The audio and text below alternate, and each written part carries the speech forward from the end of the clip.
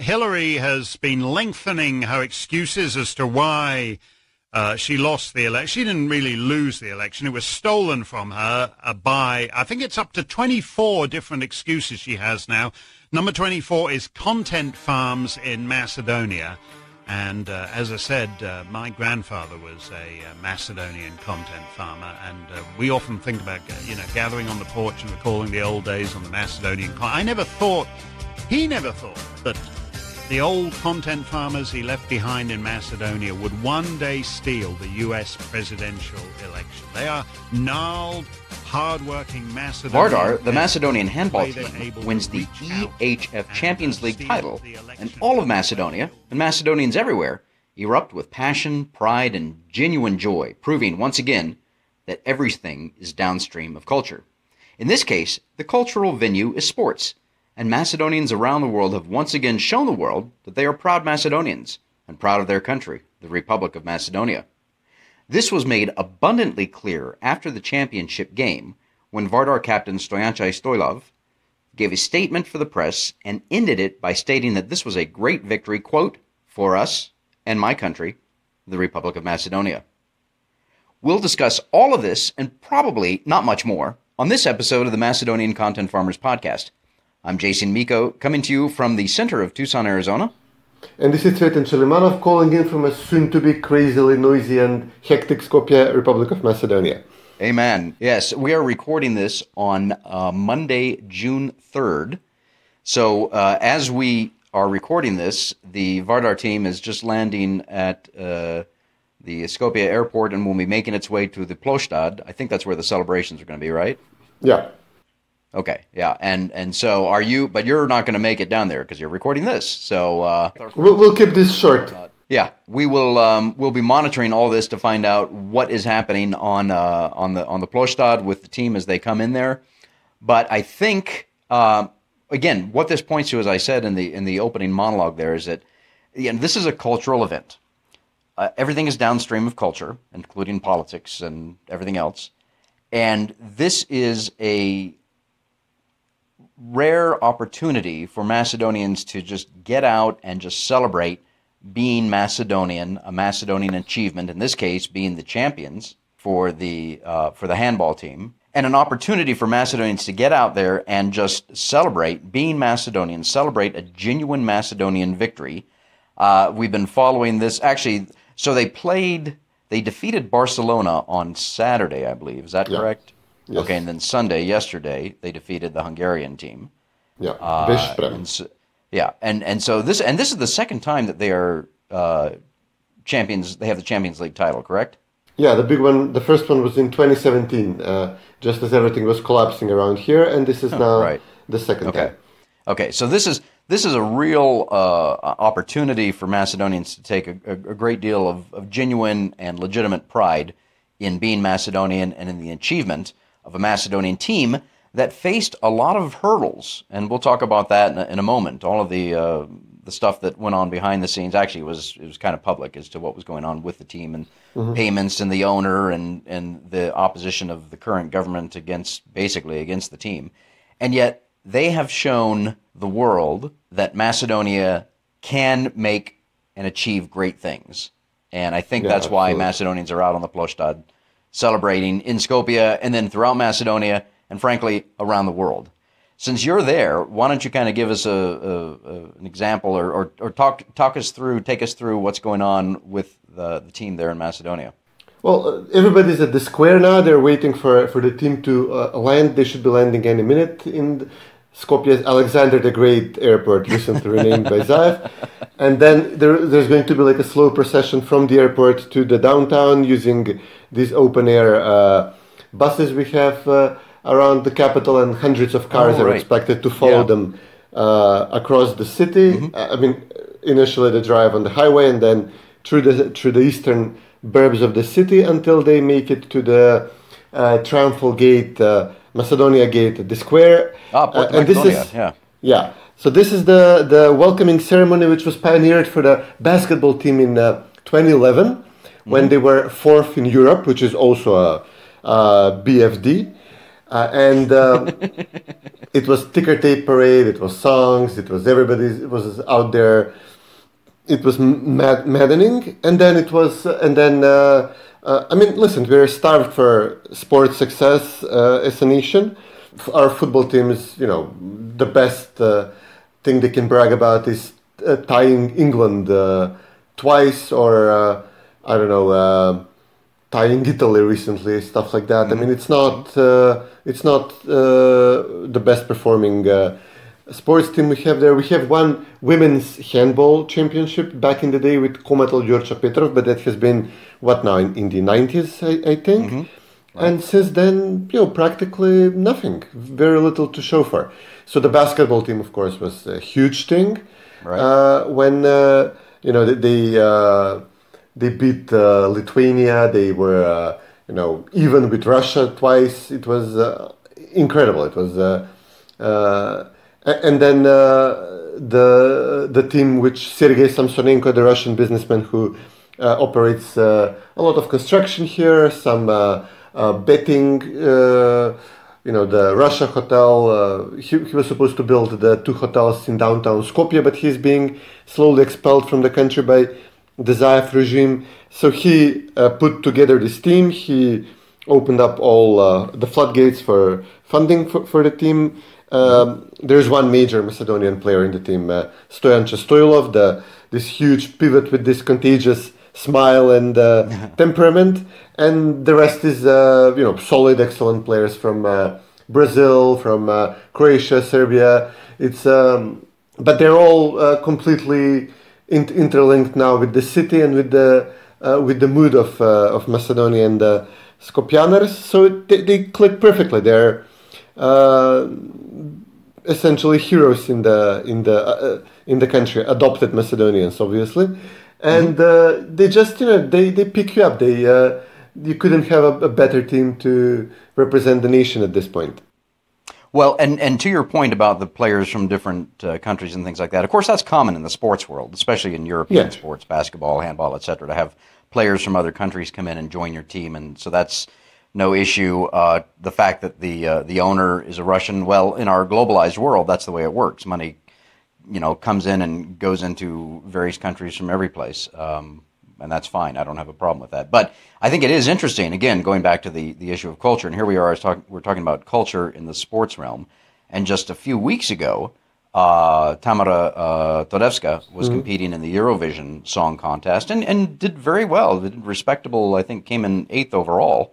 But I think it's fascinating to see how the government of Macedonia put so much effort behind her because she was happy to say, the N-word and to call the country something it isn't. Whereas Stoyanche said, again, I love that quote, "For us and for my country, the Republic of Macedonia." He is a proud Macedonian. He wants to talk about Macedonia and the Republic of Macedonia. And the government is, I was trying to find a few of the tweets from Zaev and Stevo, and I don't think Nikola Dimitrov said anything, at least yet. Oh, yeah, you're right. I didn't.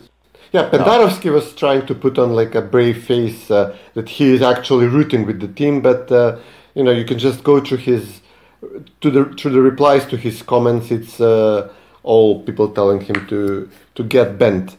And Zaev, I think, used Makedonsky, so he insists that this is allowed under the Prespa Treaty, but not Macedonia. But the adjective, not the name of the country. But I mean, Stoyanche was from the start completely against the name change. Politics shouldn't mix with sports normally, but this is so intrusive, so present everywhere, so you just can't get around it. And he became an icon of sorts for the Macedonian everyman and for Macedonians who resent the name change. He would post an occasional comment in this line. Whenever he would play, he would insist we're Macedonia, and this all leading up to the major moment at the press conference yesterday when I suppose somebody said the team comes from the Republic of North Macedonia, and Stoyanche looks at him, if looks could kill, in his fashion, this giant of a man. He says, "My country, the Republic of Macedonia." And you can imagine what effect this had on the thousands who were already at the square celebrating. They were singing songs about Stoyanche all night long. It was crazy. Yeah, and I see you talking about some of the reaction. The British ambassador to Macedonia, Rachel Galloway, last night tweeted, quote, "The streets are going wild for Vardar in Skopje tonight," unquote. Of course, I had to point out to her, and I'm sure others did. I don't know if she was ratioed or not, but it wasn't just in Skopje. It was throughout Macedonia and everywhere Macedonians live around the world. But she couldn't bring herself to say Macedonia, of course. I saw some of the other ambassadors. The Dutch ambassador used the Macedonian flag emoji and trying to get around these things and whatnot. But the level of enthusiasm for this win by Vardar from the government of Macedonia, from the foreign embassies, the Western embassies in Macedonia, and from all of our friends on the left, the colorful revolutionaries, etc., has been very muted, I think, as opposed to their support and enthusiasm for Tamara in the Eurovision Song Contest. So you mentioned, Cvetin, that politics and sports shouldn't mix, and I completely agree with you. I can't remember if you were here in the States when we had the NFL started getting more political with taking a knee and things like that. So. Yeah, and the cable television channel that covers most sports here, ESPN, which stands for the Entertainment, Sports and Political Network. Actually, it doesn't, but it might as well, because they just they've been going total political over the past years, covering various political controversies in sports, and it's fascinating because viewership is declining because people don't want to have politics in sports. They want to go and watch their team and cheer them on and celebrate with them when they win and console them when they lose. And in the case of Macedonia, it's not just it is a team that's from Skopje originally, but it represents all of Macedonia, and it gives great pride to the Macedonians wherever they live. And yet we've got people, as we've just been discussing, that really want to put a political spin on it and talk about where they don't want to talk about it, actually, they're not, or they're trying to talk about it in very delicate ways so that they don't step on anybody's toes or anything like that. So that's unfortunate. But why don't you tell some of our listeners, because they may not know about the kind of the story of Vardar and its background and whatnot. I noticed it was started in 1961. Vardar is essentially best known for the football team, which started back, I think, shortly after the Second World War, a few years afterwards, and it's actually itself a continuation of the famous Macedonia football club from before the war, and from the war period, but more on this in my farmer speak a little down the road. And it's synonymous with Macedonia, with Macedonian sports and national pride, because it would play in the Yugoslav League. I mean, the football team, essentially. The handball team was not so visible before Samsonenko arrived, to be honest. But the football team was essentially the embodiment of Macedonian spirit, especially when Darko Pančev and Ilija Najdovski showed up on the scene. I'm from this period, and they were. They won the championship once in Yugoslavia.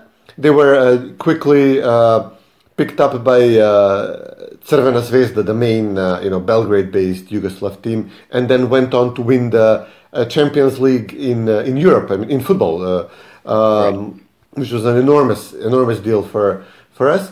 And one of the things, it's since those times, it was also considered a cultural thing between Macedonians and Macedonians who embraced and endorsed this more Yugoslav identity, the South Slavic identity, which was being poured from up above in Belgrade. So you would have people define themselves: do you root for Vardar?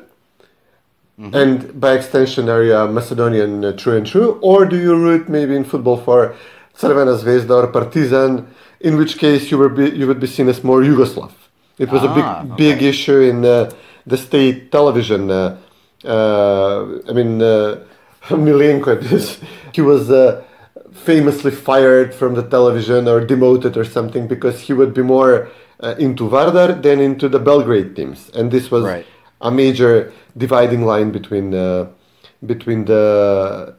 the left and the right in Macedonia. And, this is the fissure we see even now with this win, when Zaev, as you said, is trying to impose the North Macedonian identity onto the country. And they endorsed Tamara, who was giggly and happy to nod and smile and say, yes, North Macedonia. I mean, all she had to do was do what Stoyanche did and what countless performers, sportsmen, scientists who would participate, who would represent Macedonia in international fora before her, they all did the same thing. We would be told, you're a firearm, and the response would always be, no, we are Macedonia. You would cover up the FYR part of if you have a name tag, or, you would get in their face to greater or lesser extent, depending how important you are to the event. If they can't have the event without you, and if you are a proper Macedonian born and raised, you would definitely get in the faces of the organizers and tell them, listen, I'm walking out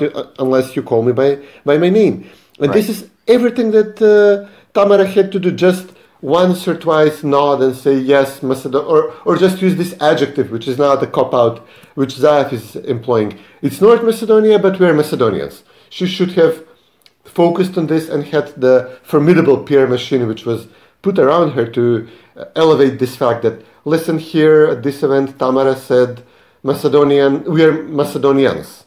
And, they could broadcast this back to Macedonia, and they would have generated much more support among the public, even among the voters who ultimately failed her.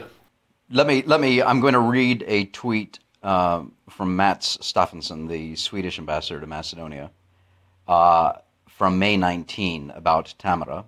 And then, so let me read this. He tweets, it was a close shot, and at Tamara Todevska from North Macedonia looked likely to win after the jury votes. She did a great job with her Proud. A beautiful song indeed. A great PR for her country, even if she didn't win, ! So that's what the Swedish ambassador, who's been very big on pushing the N-word, that's what he tweeted about Tamara. Now I'm going to read to you the tweet that he has put out about Vardar. Are you ready? Mm-hmm. Okay. I'm sitting down, yeah. Okay. Oh, I'm sorry, there is no tweet. Yes, he hasn't said a bloody thing, and nor will he, of course, because it doesn't suit his purposes, it doesn't suit his agenda, it doesn't suit the agenda of the globalists and the elitists within the European Union that want to impose their views on the Macedonians. Yeah, despicable as he is, he's actually even still better than his predecessor, who's Lars Vigund or something, whose picture I recently posted on Twitter, and I couldn't unsee that. Yeah, I know. Sorry. I'll use it in the video portion of the podcast. No, please don't. Yes, yeah. I'm not sure how Matt seems to. I think he's been there forever. It seems like I don't know when he's leaving. He can't leave soon enough, frankly. Yeah, honestly. Right, but back I mean, on this Vardar. is definitely buggering their plan to promote North Macedonia. This is a rebellion of sorts. I mean, somebody was half joking, and we're recording this before the actual celebration starts. But if the people decide to do so, or if Stoyanche invites them this evening, they could easily be in the, storm the government building and reclaim the name for real. Now, we just want to make clear that we are not advocating storming any buildings tonight.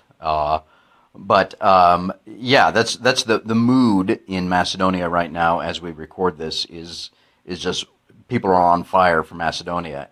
But these, it's events like these, Cvetin, that will lead to changing the name back to what the Macedonians chose on September 8, 1991. I firmly believe that the name will be changed back in due course. And I'm not talking decades, I'm talking years. But it's because of events like these that they serve as a catalyst for bringing people together to say, you know what, this is worth fighting for. Macedonia is worth fighting for. And as proud Macedonians, we are just revved up and ready to go to do what needs to be done to right this wrong that has been forced upon Macedonia. And so while there isn't going to be any storming of buildings, this is one of those events where it brings Macedonians together and reminds Macedonians of why they're fighting, why they're making sacrifices, and why this is all worth it. And that's what I hope comes out of this victory. Yeah, you can't have this type of raw emotion. I mean, we were driving yesterday with everybody around Skopje with cars honking. You can't have this type of raw emotion for an artificial project like the EU or an even more artificial project like North Macedonia. Right. They will never generate any kind of emotion or support in the public. You're absolutely right, Cvetin. The artificial project, which is the European Union, or this forced new name, quote unquote, on Macedonia, the N-word. No enthusiasm for that. I'm going back. I'm looking right now at some of the tweets from the so-called colorful revolutionaries. Nothing. Crickets. Silence. They are not saying anything about Vardar, whereas they were all over supporting Tamara. And it's almost a shame because I'm sure they feel forced to support the name, quote unquote, and everything that goes with it, and they're probably repressing within themselves because look, they're human, okay. They grew up with Macedonia. They felt pride, I'm sure, although some probably weren't even born on September 8, 1991. I can think of some right off the bat that weren't born then, that were participants in the colorful revolution, so-called.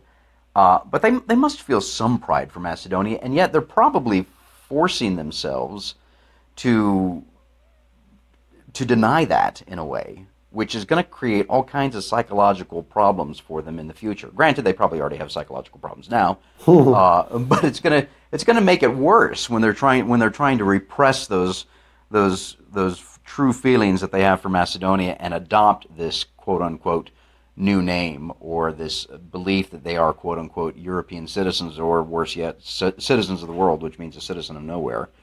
But that's what, kind of taking a 30,000 foot, 10,000 meter perspective right now. That is what the European project people are facing. As we are recording this, Donald Trump is in the UK. And why do you laugh? I just remembered his tweets this morning. Oh, okay. And the hairstyle and everything. Well, the funny thing was, I was watching some of the news channels this morning at the gym, and they were talking about today is the pomp and circumstance. He met with the Queen. He went to Westminster, etc. Tomorrow there's a state dinner tonight. Tomorrow, Tuesday, is the political day when he meets with the leaders of Brexit, the Tories, etc. I doubt Jeremy Corbyn will be meeting with him. No. But tomorrow is the protest day. So the mayor of Londonistan, Sadiq Khan, has made is very vocal in his opposition to the president even setting foot in the United Kingdom. But the funny thing was, the news channels were pointing out how the protesters are having to be bussed in from around the country, and they're probably being paid, no doubt, by George Soros and others like him to go and protest, much as we see with a lot of the protesters in Macedonia that have during the colorful revolution, they were bussed in and they were paid and whatnot, but they just weren't I'm sure they weren't enthusiastic about the whole thing. They had to be paid and they had to be bussed in because you cannot generate that genuine pride that comes with something that comes from below, that bubbles up from below, the organic belief that is your identity. It's not something that's forced from the top, which is what the European Union is, and which is what the so-called quote unquote North Macedonia is. Yeah, if you parrot these talking points which are fed from above, you would get your USAID grant, you would get your government job at this point, you would get to work in a media outlet funded by the government or supported by the government. This is one angle which these type of people are now pursuing, and the other is obviously we had this experience before, we had these people before. They were rooting for Crvena Zvezda and Partizan in the past. They would declare themselves Yugoslav during the census and not Macedonians. Again, for a whole host of benefits they would get from the Yugoslav regime. And I suppose they grew up with this kind of thinking, and maybe their children, their grandchildren even at this point are feeling, reject the Macedonian state, and they're looking for a new identity there. This is not the first time they have tried to alter their own identity and the identity of those around them. They tried with Yugoslav, now they're trying with whatever currently European citizens of the world. Yeah. they would adopt anything, at this point. They're such null entities, and that's why they're resentful. But also, again, some of them are paid to do this. There has been a significant PR campaign around the victory. Some of the people on the left would try to promote, try to wave the Vardar flag, try to say we are with Vardar. Some of them, like the Helsinki Committee, they're reverting to another leftist communist tradition here, which is being a stool pigeon, reporting you to the authorities. They are having conveniently placed sources in the crowd which was celebrating yesterday, who claimed they heard Vardar supporters chanting something about Albanians, and they now insist that they can get you arrested for this evening. So the police, actually, the Interior Ministry came out, they sent out a press release saying that if you're heard singing or chanting in a way which is hostile or hate speech, if they deem it as hate speech, they could throw the book at you. And they're doing this at the height of the celebration and the national euphoria. I mean, obviously in Europe, unlike in the US, sports is a proxy type of warfare between countries. And you can imagine each country, each nation has its songs about the neighboring country. In Macedonia, it would be Albanians about Macedonians, Macedonians about Albanians. There is one school of thought that it's much better to let the people have a let out than artificially trying to police their feelings, especially in a country which had war in 2001, an attack in Kumanovo in 2015, and the pressure to redefine Macedonia has been approved and supported by Albanian politicians in Macedonia and eventually by the Albanian voters. This is all cause for resentment. And there is one song which was an old, Second World War partisan song, right. But it's not a communist song. It's, again, a national song, a song for Macedonian national liberation. So you substitute fascists with Albanians in the song, and the left is having a meltdown. No, you can't do this. This is an insult for the Albanians. This is a pure revolutionary song, and they want to say communist revolution. But no, it's a song about Macedonians fighting for a Macedonian nation state. And obviously, you have to see it in the light of 2001 and Kumanovo and the name change. But then somebody came up with the proposal. Yeah, well, and you mentioned some of the differences between the U.S. and Europe. Another one, of course, is the whole tradition of free speech. We're very much free speech advocates here in the United States, although free speech is under attack, especially on the campuses, whereas Europe is not so hot to trot on the idea of free speech. And that's unfortunate, because when you start cracking down on free speech, well, that's the first liberty to go, and then all the other liberties follow after that. Of course, as I've said many times on this podcast and in my writings, etc., there is no such thing as hate speech. And while I am not advocating saying whatever you want to say, you look, we have rights and we have responsibilities as citizens of our respective countries. And there are things you should say and there are things you should not say. But in the heat of the moment, people say things. There are genuine racists out there in every country on the planet. They say things. But the cure for this type of speech is not arresting people or fining people or throwing people in jail. The cure for this is better speech in exposing people that do this thing, that engage in speech that some might find offensive. And that's the other thing, is that, there is no right not to be offended. I'm sorry. This is part of the thing called life. I get offended by things I see every day. Do I go out and report the offenders to the authorities or whatnot? Of course not. That's ridiculous. So the idea of the various groups you mentioned running around reporting on people is, yes, completely Orwellian. It's completely antithetical to the idea of free speech, which is completely antithetical to the idea of freedom. And you've got this government in Macedonia led by Zoran Zaev running around talking about how it is quote-unquote pro-Western. Well, you can't be pro-Western if you're cracking down on free speech. I'm sorry. Those two things just don't go together. And, we police our own behalf.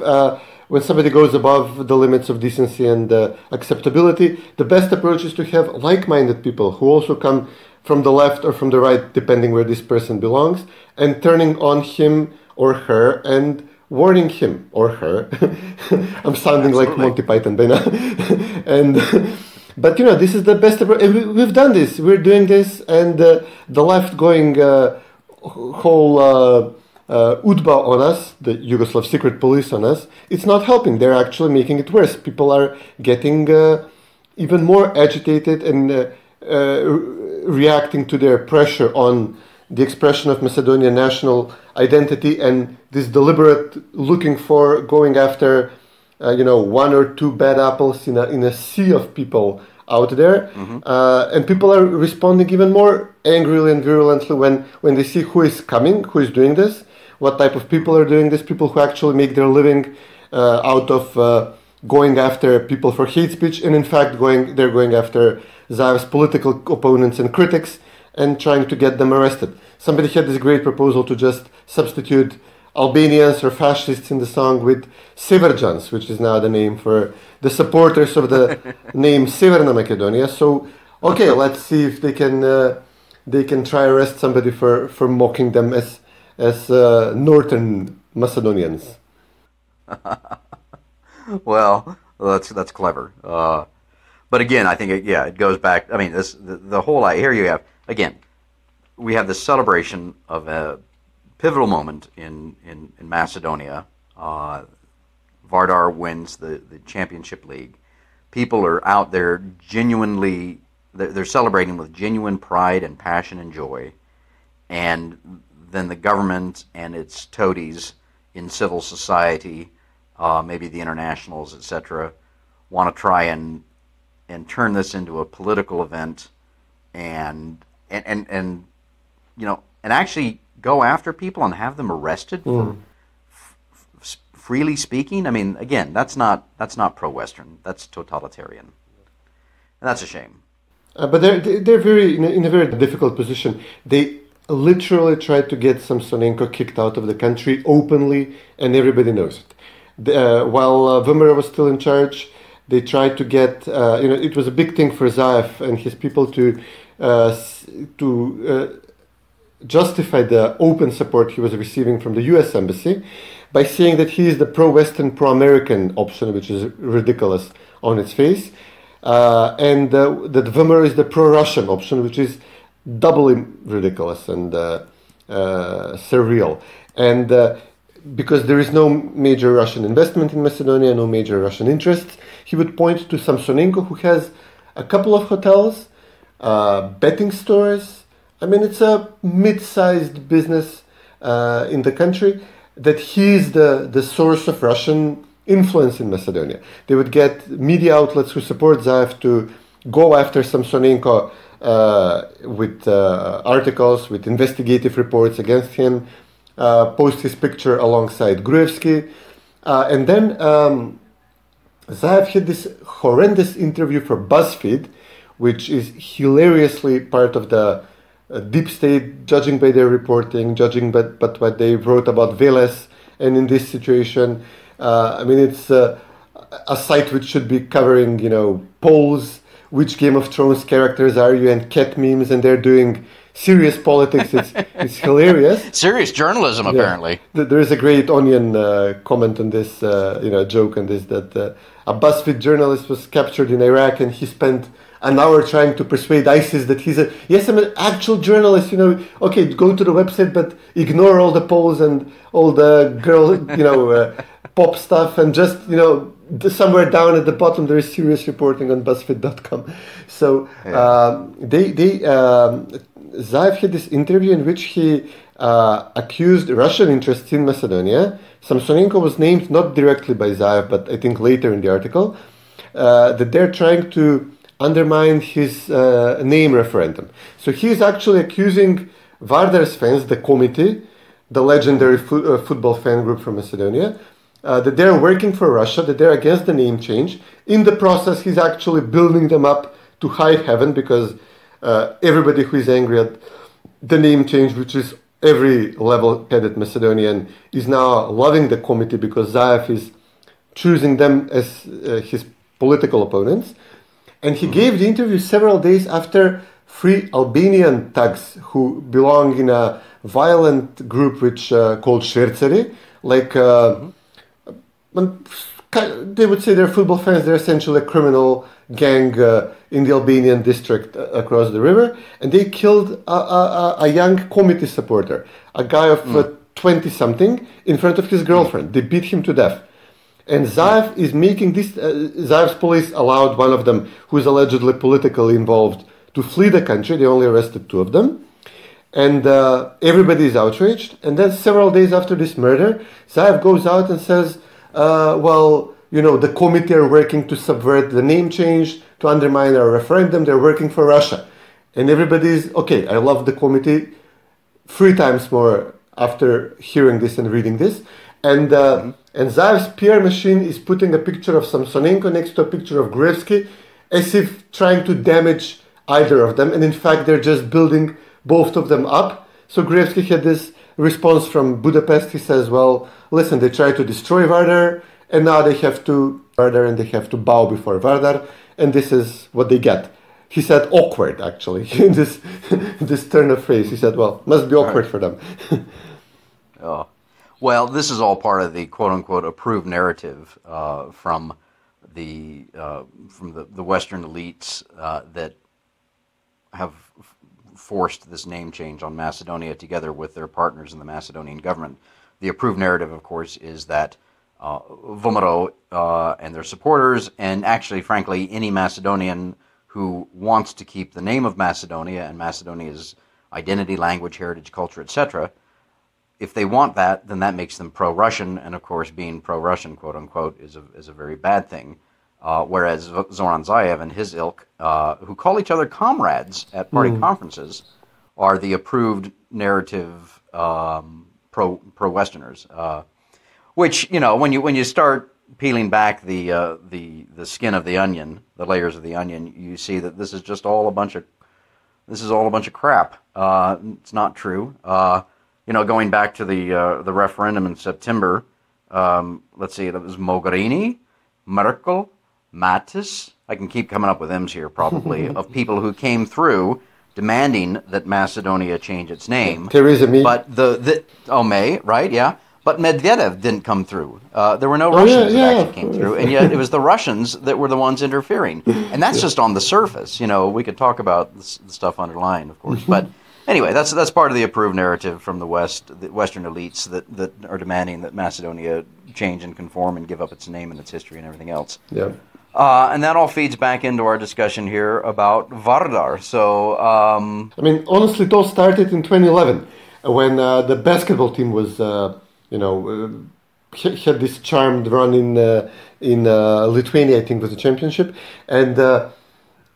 The entire country is enjoying a sensation it never felt before, which is we're winning at something in global sports. In a serious sport, it's basketball. Obviously handball is 1 degree below basketball, as basketball is 1 degree below football. I'll take your word for that on that. Yeah, European. Okay. European stuff. And all of a sudden, a bunch of people on the left, prominent people, like SDSM deputy party leader Gordon Georgiev, our friend Filip Stoyanovsky. People like this are in your face insisting that this is all nationalism. There are no Albanians in the team. That's awkward. They're singing a song, somebody is singing a song about Albanians. That's unacceptable. They were singing a song adopted from a Serbian fan song that the field of Solun will be ours again. And it's a joke. Nobody takes it seriously. They were dead serious about this, the left. They insisted that, look at the city. It has a triumphant gate. And we're saying, yes, we plan to use it in a few days when the guys come back. No, but this is like Leni Riefenstahl. This is like Hitler. This is like fascism. And we're like, okay, it just looks like any normal, regular European capital. And as any normal regular European country, we're winning at something. It's going to happen sometimes. It's statistically inevitable. Just relax, have a beer, enjoy it. Not a big deal. Everybody's doing it. Everybody has this slightly in your face at your neighbor when they're beating their neighbor. It's unavoidable. It's how we live here. No. And friendly competition. Yeah, the system. Sometimes it gets a little out of hand, but And if the U.S. were smart about this, and for a while they tried to be smart about this. You remember Phil Ricker? He was investing a lot in trying to show himself at Macedonian national handball team games, and that he's like supporting Macedonian, expression of Macedonian patriotism, etc. But then, he had this horrific Senate hearing where he had to denounce Macedonia. He had this. There was some Greek editor tasked to write negative stories about Macedonia on Wikipedia, and he had Phil Ricker's Wikipedia page.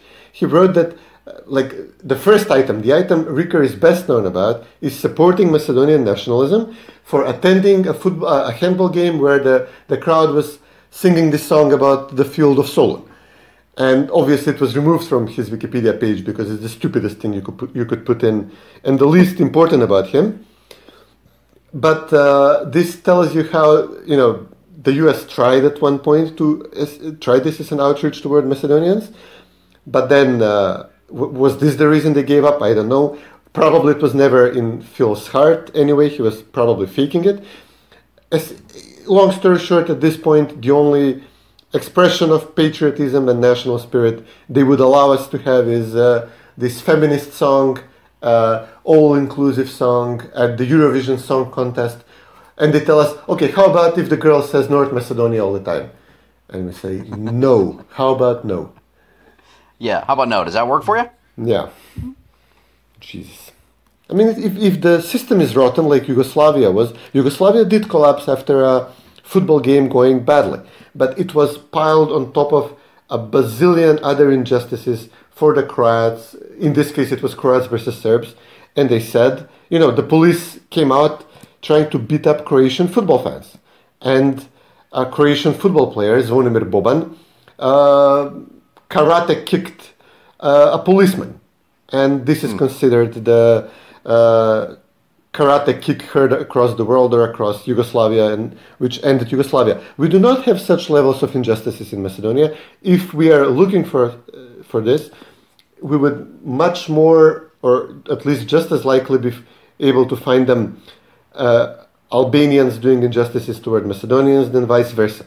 So people were saying, of course, chill, relax, enjoy yourselves. But no, the left couldn't help themselves. They said they're going to boycott the welcoming reception at the square. Gruevski said, okay, fine.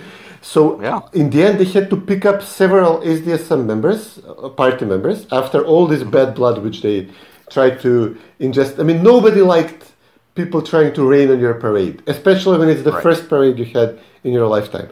And they had to escort several of them with the police, protecting them at the square because of all the horrible things they were saying. So they were there and they were forced to clap through these songs which they were criticizing before about the field of Solun, etc. And this evening is going to be the same thing. The mayor, Petra Šilegov, who is organizing the welcoming ceremony, he preemptively said that he will not attend so as not to steal the event politically. But, if he shows up, if he tries to say, the moment he says N out of the N word, he would be booed off stage, and even before that. So he's smart, he knows what's going to happen to him. Of course. No, and Zaev won't show up either because he can't. It is not. Yeah. Anyway, that's going to be fun to see what happens on the square tonight, and we'll save that analysis of that for our next podcast. They're just now landing. They haven't. They just landed, and this is an hour after they were supposed to land in a very late schedule as it was. So because the city of Skopje paid for the direct charter flight, they could have very easily had this event tomorrow. Tomorrow is Ramazan Bayram, the Muslim holiday of Eid al-Fitr. It's a day off for everybody in the country. So kids are not in school, nobody's working. They could have just landed this evening around midnight, which was the original plan, have a parade, a small parade, and then have the major town square event tomorrow at noon or something. The weather is beautiful. I mean, it could have worked perfectly. But no, the city of Skopje, they decided to have the flight.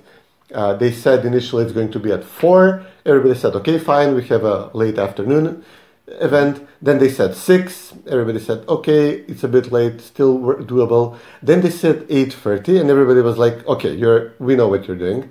You want to postpone this after midnight so nobody shows up. And the people are still at the square, and nobody's going to leave. The team is going to arrive well past midnight, the way things are shaping up. And still everybody's going to be there, and it's going to be even more of a propaganda fail for the left. And more of a party for those true Macedonians who believe in Macedonia. Absolutely. Yeah.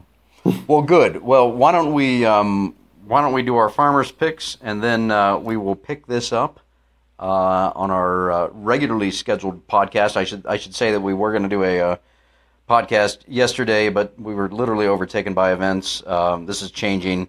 The victory of Vardar is changing. Actually, my weekly column, I'm going to write about that this week as well. But why don't we take a brief break and come back with our farmers picks?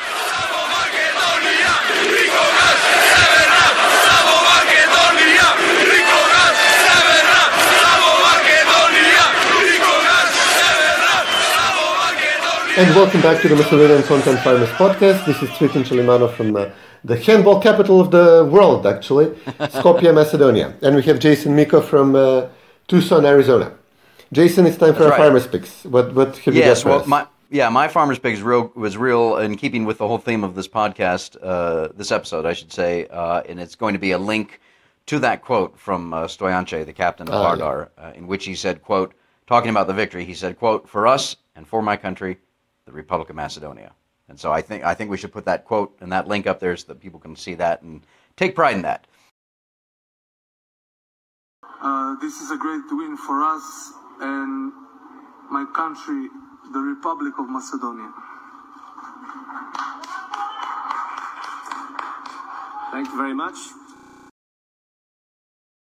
What's your farmer's pick? Yeah, just have to say, somebody described Stoyanche once, one of the sportscasters, like, you wouldn't want to meet him in a dark alley after midnight. And I would add, especially if you've been using the N-word around him. And before, the best statement he was known for before this was the fake Zeppelin. You know about this? No. This was hilarious. When they have these timeouts and the coaches, giving them tips and what to do in the remainder of the game, and everybody's chiming in with their suggestions. And there is this move in handball where you throw like a high ball toward the opposite end of the field, I guess, and one of your players is supposed to run in, capture it mid-flight, and slam it in the goal, and this is called the Zeppelin. And Stoyanche says, hey, coach, how about we do the fake Zeppelin thing? And everybody erupts in laughter. It was like, it was the best. It was vintage Stoyanche. This was magnificent. Oh.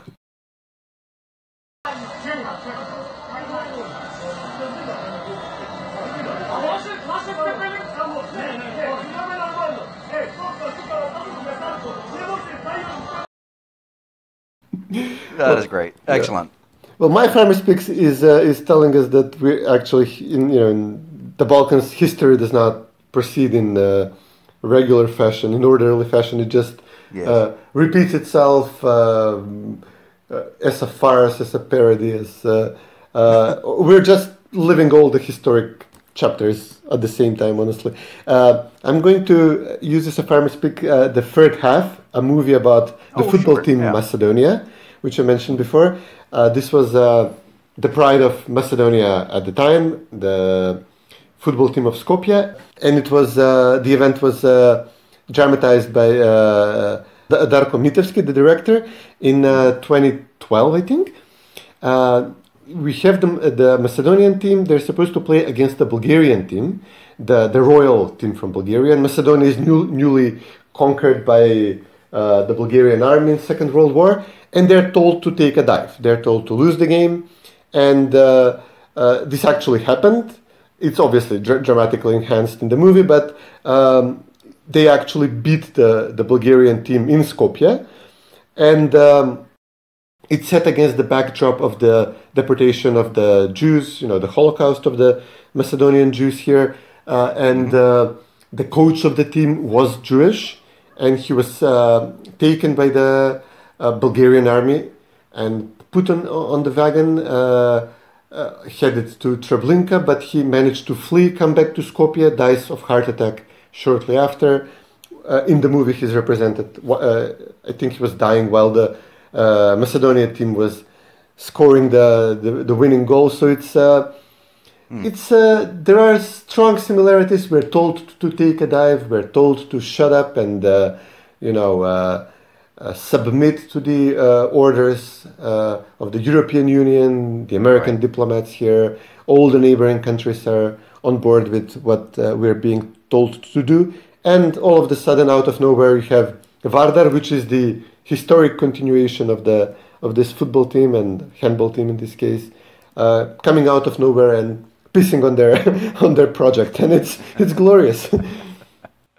That's good. I've seen a number of Macedonian films. I haven't seen that one yet, and I need to get that. So that's a good reminder. So we'll put that link up there. Well, I think we should offer our as the Macedonian Content Farmers, we should offer our congratulations to Vardar and Stoyanche and to all of his teammates and to the Macedonian people wherever they live for this fantastic win and being named the league champions. Yeah, hear. Cvetin, great talking to you. We will take up the remainder of the fallout of all of this on our next podcast. Yes. Take care, buddy. Great talking to you. Yeah, you too. You too. Bye.